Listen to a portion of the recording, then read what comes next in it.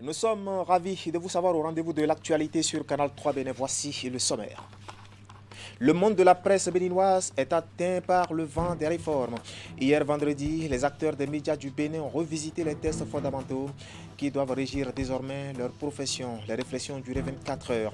Et derrière, des recommandations ont été formulées pour une presse de qualité au Bénin. Vous aurez la substance dans cette édition. Nous parlerons ensuite de la phase de consultation nationale de l'initiative de formulation des 100 questions de recherche actuelles et critiques sur la sécurité alimentaire et la nutrition au Bénin. C'est une étape importante de l'initiative mise en œuvre par le centre ACED avec pour finalité d'élaborer un agenda de recherche spécifique sur la sécurité alimentaire et la nutrition au Bénin. Cette phase nationale a été officiellement lancée hier vendredi à Cotonou. Nous dirons Ouliata Sanoussi et Der Rumpevi. Nous irons enfin à Guémen, dans le département du Zou, où le marché d'ananas peine à s'animer. Et pour cause, les vendeuses relogées ici refusent ce nouvel emplacement pour raison de difficultés liées surtout à l'insécurité, à la mévente, aux accidents mortels et autres incidents. Du coup, nombre d'entre elles ont opté pour le marché de Serouem.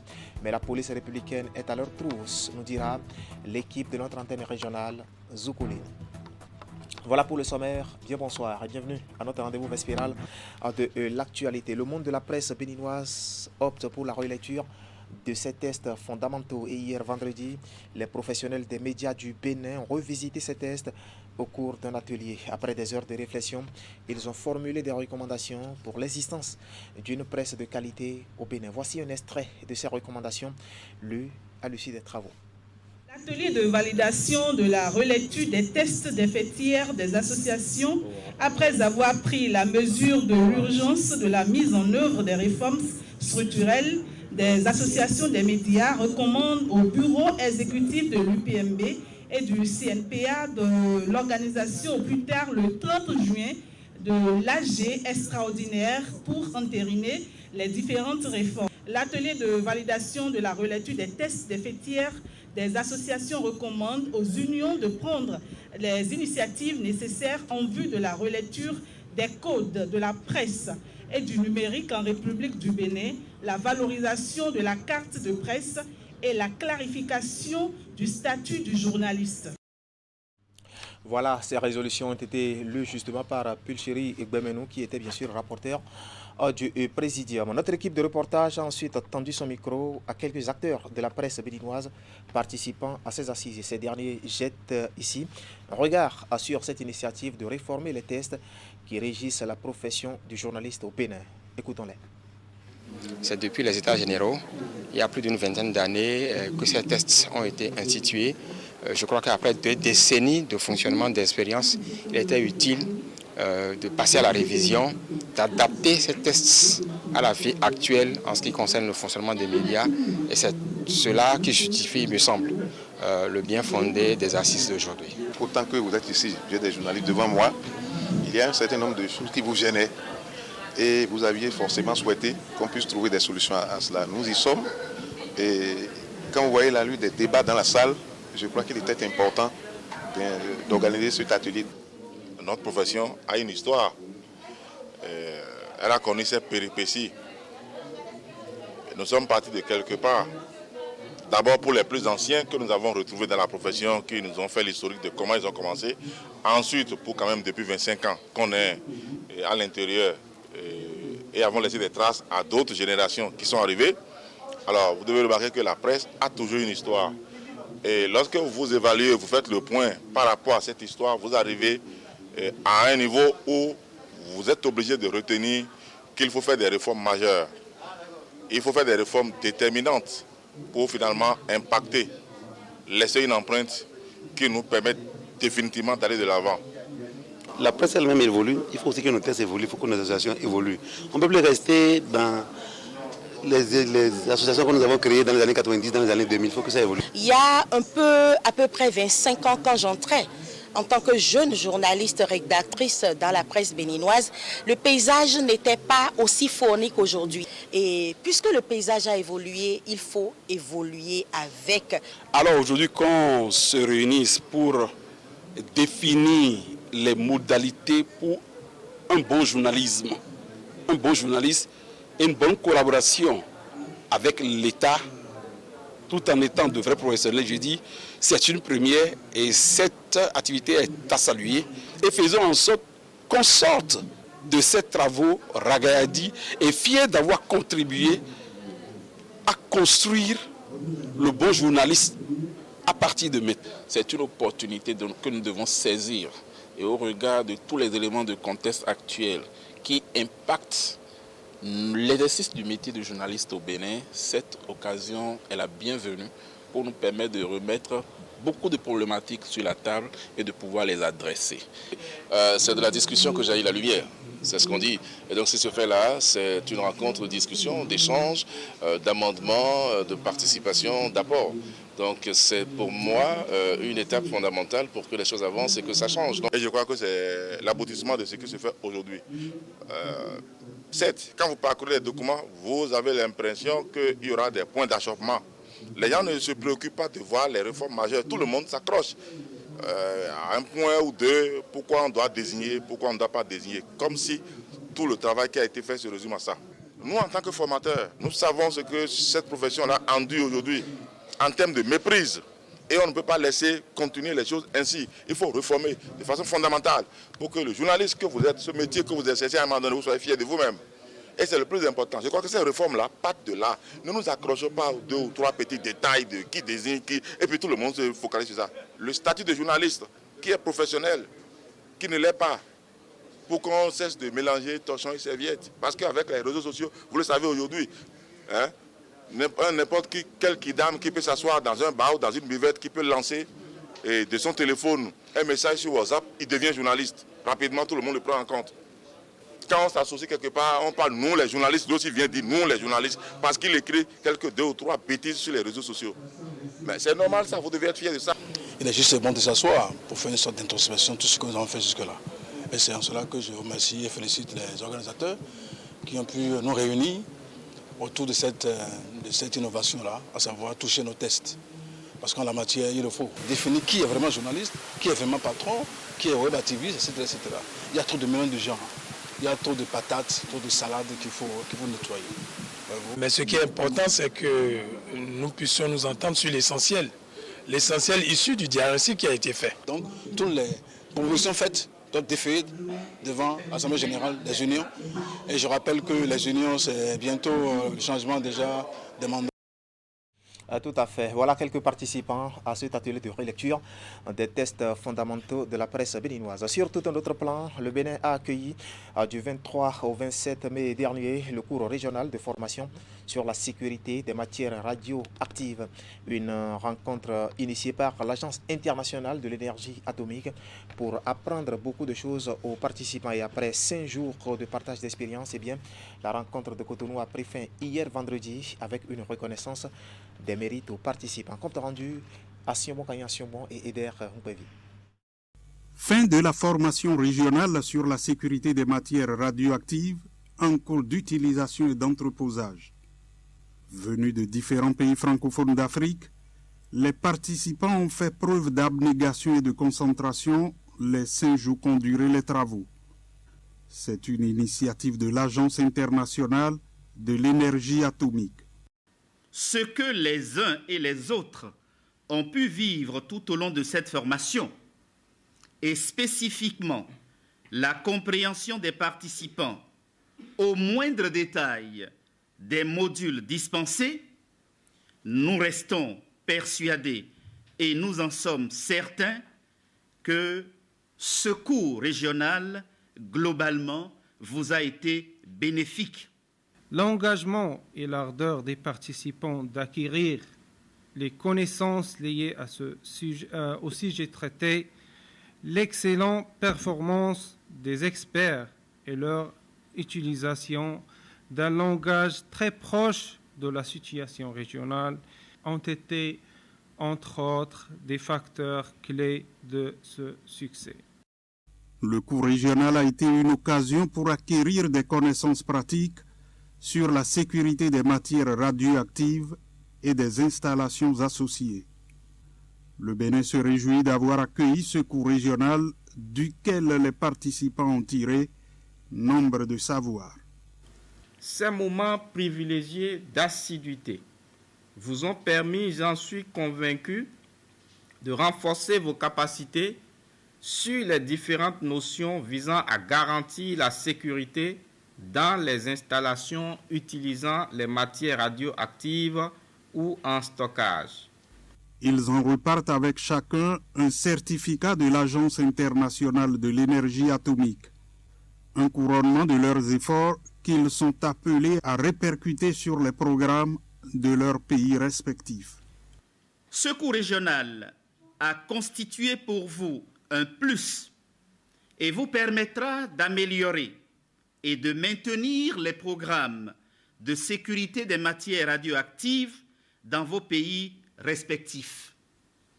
J'ai pu noter, en ma qualité de directeur du cours régional, l'assiduité et le sérieux des participants, des experts que vous êtes pendant tout le déroulement de ce cours régional. Les participants s'estiment heureux d'avoir pris part à ce cours régional. Pour eux, tout comme pour les experts de l'AIEA et le directeur du cours régional, cela a été un succès franc. Parlons à présent de la phase de consultation nationale de l'initiative de formulation des 100 questions de recherche actuelles et critiques sur la sécurité alimentaire et la nutrition au Bénin. C'est une étape importante de l'initiative mise en œuvre par le centre ACED avec pour finalité d'élaborer un agenda de recherche spécifique sur la sécurité alimentaire et la nutrition au Bénin. Elle a été officiellement lancée hier vendredi à Cotonou. Les détails, c'est avec Ouliat Sanoussi et Eder Mpevi. La sécurité alimentaire et la nutrition sont des enjeux majeurs de développement pour le Bénin. Malgré les efforts et investissements, les objectifs ne sont toujours pas atteints. C'est dans ce cadre qu'est officiellement lancée la phase de consultation nationale de l'initiative de formulation des 100 questions de recherche actuelles et critiques sur la sécurité alimentaire et la nutrition au Bénin. L'initiative présentée ici est mise en œuvre par ACED avec l'appui d'un comité technique. Cette initiative de production d'agenda de recherche ou d'élaboration de questions de recherche critiques et actuelles pour la sécurité alimentaire et la nutrition remonte aux années 2018-2019 où nous avons commencé à avoir des échanges avec différents acteurs de notre pays sur ce besoin d'offrir une meilleure orientation à la recherche pour deux motivations essentielles. La première vient du constat que nous partageons dans notre groupe de réflexion, mais aussi avec d'autres acteurs, de la faible utilisation des résultats de recherche de façon générale, pas seulement sur les questions de sécurité alimentaire et de nutrition. La deuxième motivation est liée à une problématique un peu plus large qui concerne le financement de la recherche. Le gouvernement accorde une importance capitale à la sécurité alimentaire et à la nutrition. La gestion de cette problématique requiert donc la production de données probantes, actualisées et fiables afin d'informer et d'orienter les interventions des décideurs politiques, des acteurs de la société civile et des partenaires au développement. D'où la nécessité d'un agenda de recherche à court terme spécifique à la sécurité alimentaire et à la nutrition. L'initiative qui nous réunit ce jour rentre parfaitement dans la vision du gouvernement en ce qui concerne la politique nationale sur le plan de la sécurité alimentaire et de la nutrition. C'est pour cela que nous la soutenons et profitons de l'occasion pour encourager les initiatives comme celles qui permettront d'orienter les prises de décision à tous les niveaux des secteurs de développement dans notre pays. Vu l'importance de cette initiative, un cadrage méthodologique et thématique a été prévu après le présent lancement. L'initiative de formulation des 100 questions de recherche actuelles et critiques sur la sécurité alimentaire et la nutrition au Bénin a été lancée en décembre 2021. Elle est conduite dans sa phase opérationnelle depuis le début de l'année avec le ministère de l'Enseignement supérieur et de la Recherche scientifique. ACED est une organisation indépendante à but non lucratif créée en 2009 et basée au Bénin travaillant sur les défis les plus importants liés à la sécurité alimentaire et à la nutrition. Elle assure actuellement le secrétariat du réseau EPA. Voilà un compte rendu signé Ouliat Sanoussi et Eder Hunkwevi. Dans le reste de l'actualité ce soir sur Canal 3 Bénin, le programme d'adaptation des villes au changement climatique. 4 villes béninoises viennent de bénéficier des équipements dans le cadre de ce programme. Il s'agit des villes de Koumé dans le Mono, Boïkon dans le Zou, Cotonou dans le littoral et Semepoudi dans Alouémé. Des équipements mis à la disposition de ces communes pour leur développement. Et l'événement s'est déroulé hier vendredi à Cotonou. Le compte rendu de Melvin Aranzo et Moufi de Sabouhan est présenté ici par Teddy Goudalo. Un véhicule pick-up, une moto, 10 ordinateurs portatifs, un scanner et bien d'autres lots vont ici à l'endroit de 4 communes du Bénin. Il s'agit des villes de Komé, Boïkon, Cotonou et Semepoudi. Le programme d'adaptation des villes au changement climatique est un programme financé par l'Agence française de développement. Le programme a pour vocation de répondre à 2 défis majeurs auxquels fait face le Bénin. D'une part, la croissance urbaine, avec près de 50% de population qui vit dans les villes, et la nécessité d'aménagement du territoire qui en résulte. Et d'autre part, l'influence des changements climatiques à laquelle le pays est particulièrement sensible. L'objectif général du PAVIC est d'accroître la capacité d'adaptation au changement climatique des villes béninoises et de renforcer les capacités des différents acteurs municipaux et centraux en charge du développement urbain durable, identifiés au niveau des communes et ministères. Estimé à 145 millions de francs CFA, le don va permettre aux communes bénéficiaires de mieux faire face aux aléas climatiques. Ils expriment d'ailleurs leur satisfaction dans l'exécution rigoureuse du programme d'adaptation des villes au changement climatique. Que ce matériel soit utilisé pour les objectifs et les buts qui ont été assignés dans le cadre de ce programme. Je sais que je peux compter sur vous et nous ferons en sorte que, au-delà de la mise en œuvre du programme PAVIC, au-delà de la réalisation des infrastructures à divers niveaux, que nous ayons au bout une gouvernance qui nous permette demain de venir chercher des assistants techniques dans vos communes pour aller voir les autres pour dire nous avons fait de la planification dans un contexte changement climatique. Une fois encore, merci à tous ceux qui ont travaillé pour que nous soyons là aujourd'hui, vive le PAVIC, et que dans les mois à venir, comme je l'ai dit, nous puissions constater les effets de ce projet que j'appelle novateur. Merci Monsieur le ministre, merci à tous les partenaires, merci aux collègues qui sont ici, merci. Il revient donc aux bénéficiaires de faire bon usage des matériels. Voilà, agriculture à présent, et c'est parti pour la campagne de plantation des palmiers à huile pour le compte de la période 2022-2023. Le top a été donné hier vendredi par les responsables du ministère de l'Agriculture et c'était bien sûr dans le département du Plateau. Reportage Emma Khoudonou. C'est ici à Sakété, dans le département du Plateau, que l'équipe du ministère de l'Agriculture a procédé au lancement de la campagne de plantation de palmiers à huile pour le compte de l'année 2022-2023. Cette filière pourvoyeuse de richesses au Bénin a par le passé connu d'énormes difficultés au point de tomber dans la décadence. Et c'est en réponse à ces difficultés que le gouvernement a décidé de relancer de façon durable le développement de la filière palmier à huile à travers des subventions accordées aux producteurs. L'importance du palmier à huile dans le quotidien des populations béninoises n'est plus à démontrer au regard de ses multiples fonctions. C'est pour toutes ces raisons que le gouvernement et son chef, le président Patrice Talon, ont décidé de relancer définitivement cette filière à travers l'élaboration et la mise en œuvre du programme national de développement de la filière palmier à huile qui a reçu, chers acteurs, votre adhésion et pour lequel les résultats probants ont déjà été obtenus après seulement 3 années de mise en œuvre. Les nouveaux chantiers sur lesquels le gouvernement travaille dans le but d'améliorer davantage les performances de la filière palmier à huile sont l'acquisition et la mise en place d'équipements modernes de transformation d'huile, l'amélioration de la capacité de stockage des huiles au niveau des clusters agricoles, l'appui à l'installation des raffineries modernes pour la transformation des huiles.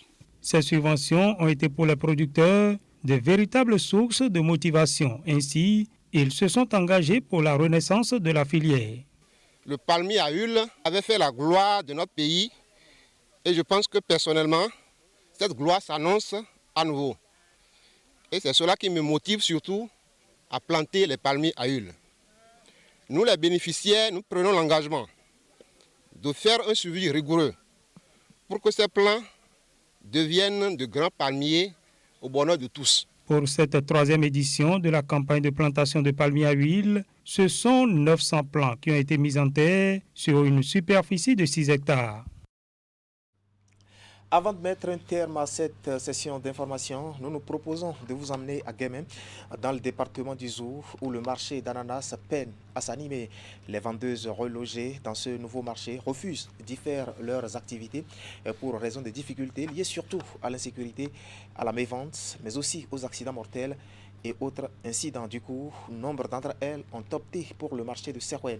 Mais la police républicaine s'est mise à leur trousse. C'est ce que nous dit ici une équipe de notre antenne régionale Zoukoline, conduite par Imetele Namuso. Serroué.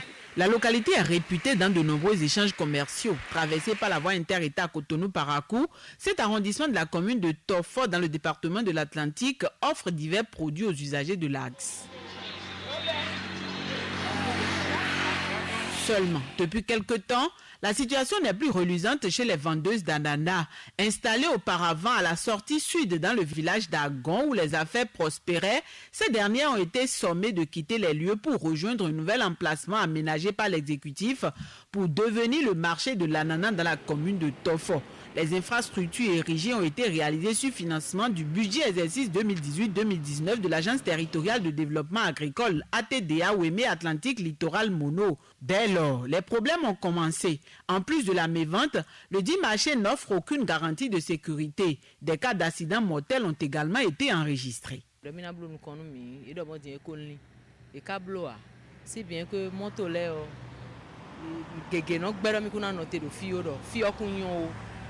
bon, a créé ou fait d'aronomie, miro nous savait à Bamiton la vidéo bleu. À Joto l'olé ya donné mi fier. Et nous a dit ça que miton big beaucoup. Moi j'ai me des volets de fibre les voix pour la dit ça que des sous tomber là ouais. Nous les fions comme miton aux amis. Le descend dans mes fini. Moi tolère au film miton fini. Bamilo eh ou. Ni jaya nana se ko yen mode. Ni kure na ko me ko ni ba ko mi do to tieme. Sambe di yo, no vicho do po we. Be mi ka isa ko bu kofi. Ka mi trefi. Bo ndano tebe moto ko mo tsanu. Ça veut dire que ça nous bon de fouillon fait donc ça bon na ka so ni ka fi da ko moto ko sa fiyo ku yesu batme se ko dai me o ma ti gbe mai se ko ino fi mo do fi nga fi de yo 7 wa de pa fi ne ma to sa mi ma de sa ko mi ya de so ko me insta mi ko fi ne ko su da ko nya so ko fi me ka ma ke me di yo ka di ba ke do mi ya sino fi ya mi me ko sino ko ha mi sino ko be che mi ji mo do da do wa. À la suite de plusieurs rencontres infructueuses avec les autorités à la base, tenues à la demande des vendeuses, certaines d'entre elles ont décidé de rejoindre Serroué. Mais ici aussi, la joie ne sera que de courte durée. Depuis quelques semaines, les éléments du commissariat de police de Serroué effectuent régulièrement des descentes et machettent les marchandises des vendeuses d'ananas. Moi ça des moi qui me tourne mi franc moi ça na mi ba ile obula cha na bi compris na che nous contrôler cha yo cha kale a tono atoba cha ko le tinwa cha me la voici en aka bon ho ba ko si ma to me tro lo ba